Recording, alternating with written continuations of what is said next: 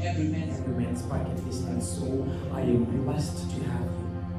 It was on this day that he said, he will forever remind you without fail that you are the Nephilim that belongs in every place that he longs, and that in your heart he is the sacred morning that your bathing sun wakes up to every day, and you a complete one bookmark to his soul, and that he aches to belong to you for eternity of prayers and beyond. You are the windows that whisper colorful patterns of love to his face on the night his eyes completely locked, with yours under the rows of blushing stars in the bushes. Your dreams and promises offer some great touch when good memories fall into unexplainable darkness in his soul. A true paint of heaven you are to him. He said, in God's heavens, you are the master bearer that no people you or divine picture soul can afford. The indisputable enchantress once upon his immaculate touch.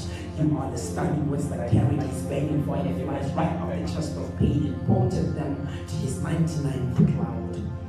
And so, in this beautiful, beautiful covenant, may you feed him twice and many more times in your sweet and kind soul, so that he may know every corner of it and love you much more reverently with his head high above his shoulders, and prove to the rest that indeed in you he has led love, dreams and promises, and that loving you is lit a thirsty head of high horses pacing against salted trains and horoscopes, nor is it a porcelain angel hunting for grace. That loving you is simply to love hands of God. That loving you is simply to love a woman. So swallow this moment and allow yourself to be loved, for better or for worse.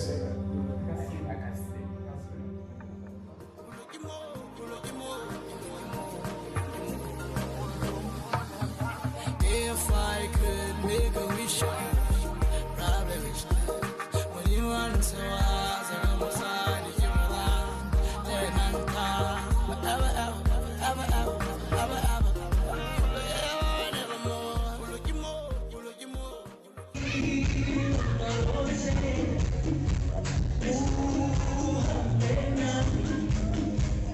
Ooh,